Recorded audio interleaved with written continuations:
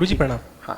गुरुजी, मैं एक छोटा सा क्वेश्चन ये जानना चाह रहा था कि मन को काबू में कैसे रखा जा सकता है। इसके लिए कोई सरल विधि हो जो हम जो व्यवहारिक लोग हैं या जो समाज में रहते हैं उन उसमें रहते हुए कोई ऐसी सरल विधि हो जिसकी वजह से आप कुछ चीज़ों को इस टाइप से मन को कंट्रोल में कर सकें, काबू कर सकें कि जिसकी वजह से आप अल्टीमेटली जो भगवान ने राह दिखाई है उसके ऊपर चल सकें।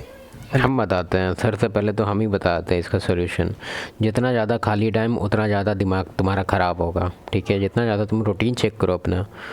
अगर तुम्हारे रूटीन में काफ़ी खाली टाइम है भरा हुआ तो उसको पहले टास्क से भरो। कोई पर्पस रखो अपने लाइफ में। अब तुम बोलेगा पर्पस क्या होता है।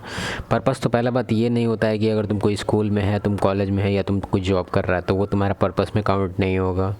पर्पस में काउंट हो सकता है तुम्हारा कोई अपना बिजनेस जिस पे तुम काम करना चाहता है या कुछ प्रिपेयर कर रहा है उसको लेके, या फिर तुम हो सकता है कोई एग्ज़ाम का प्रिपेयर कर रहा है, वो भी पर्पस में काउंट हो जाएगा।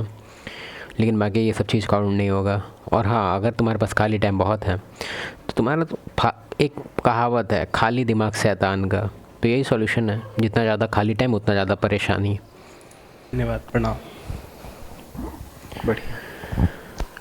मन को काबू में कैसे रखें, किसके काबू में?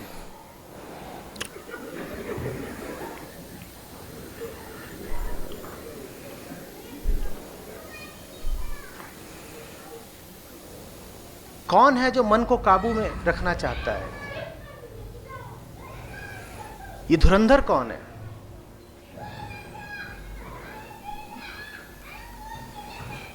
कहिए, ये मैं कौन है जो मन को काबू में रखेगा? अब समझो गौर से, जिसे तुम काबू में रखना चाहते हो वो तुम्हारी छाया है।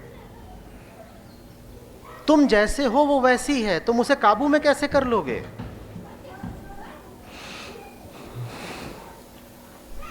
लेकिन मजेदार चीज है, न सिर्फ हम ये सवाल करते हैं कि मन को काबू में कैसे रखें, बाजार में इस सवाल के सैकड़ों जवाब भी बिक रहे हैं और खूब खरीदार हैं। ऐसे काबू में करें, वैसे काबू में करें। ये वैसा ही सवाल है कि जैसे कोई पूछे कि आईने में अपनी प्रतिच्छवि को कैसे बदल दें।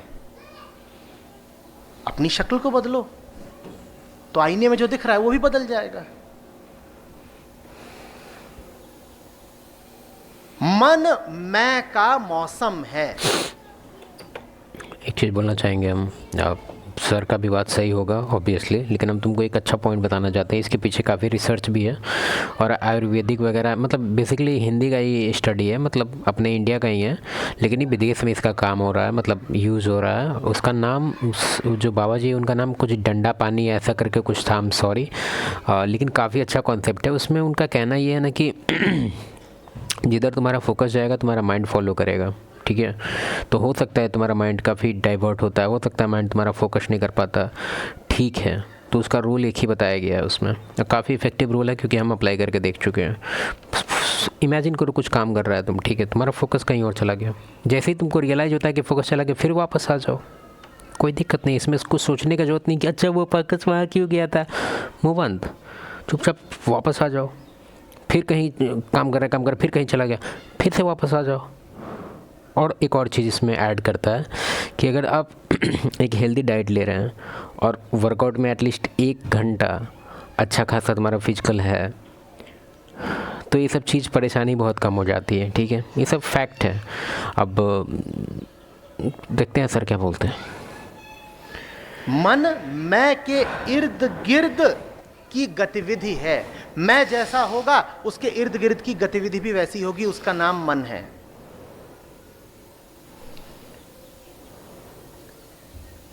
मन निर्धारित ही इस बात से होता है कि तुमने अपने आप को क्या समझ रखा है, क्या बना रखा है, मैंने किससे आसक्ति जोड़ रखी है।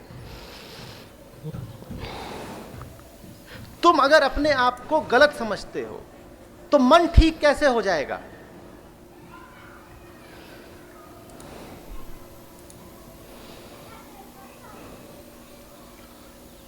तुम अगर जाकर खड़े ही कीचड़ में हो गए हो तो आसपास खुशबू का माहौल कैसे रहेगा?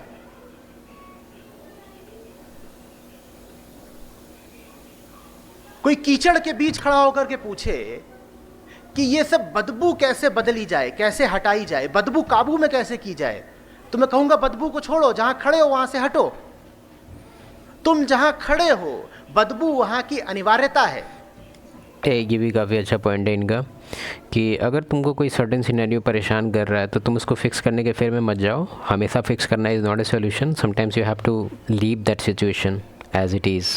ओके, तो यहाँ पे जो तुम लोग एक प्रोजेक्ट ले लेते हो कि भाई मेरा फ्रेंड ऐसे बिहेव कर रहा है, कैसे फिक्स करें, ज़रूरत नहीं है। अपने पे फोकस करना स्टार्ट करो।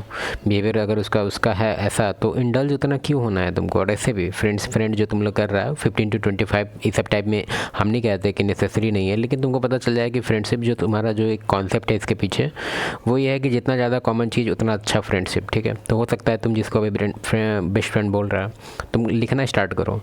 तुम हमको बताओ कि तुम और उसमें जितना कॉमन चीज़ है, कोई और है ऐसा जिसमें इससे ज़्यादा कॉमन चीज़ है लेकिन वो तुम्हारा बेस्ट फ्रेंड नहीं है। नहीं होगा ऐसा, कुछ ना कुछ। अब बताते हैं एग्जांपल।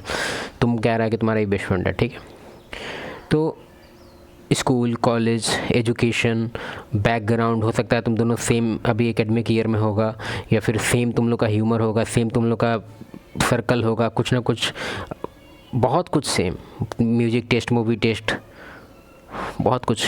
अब इससे ज़्यादा अगर तुम्हारा किसी और से कॉमन हो रहा है तो हम 100% श्योरिटी हैं कि अगर इससे ज़्यादा कॉमन चीज़ तुम दोनों के बीच से भी ज़्यादा किसी और से है लेकिन तुम्हारा उससे फ्रेंडशिप नहीं है, तो ये ऐसा हो ही नहीं सकता, इम्पॉसिबल। तो इसलिए फैक्ट है इसके पीछे कि जितना ज़्यादा कॉमन चीज़ उतना ज़्यादा अच्छा फ्रेंडशिप।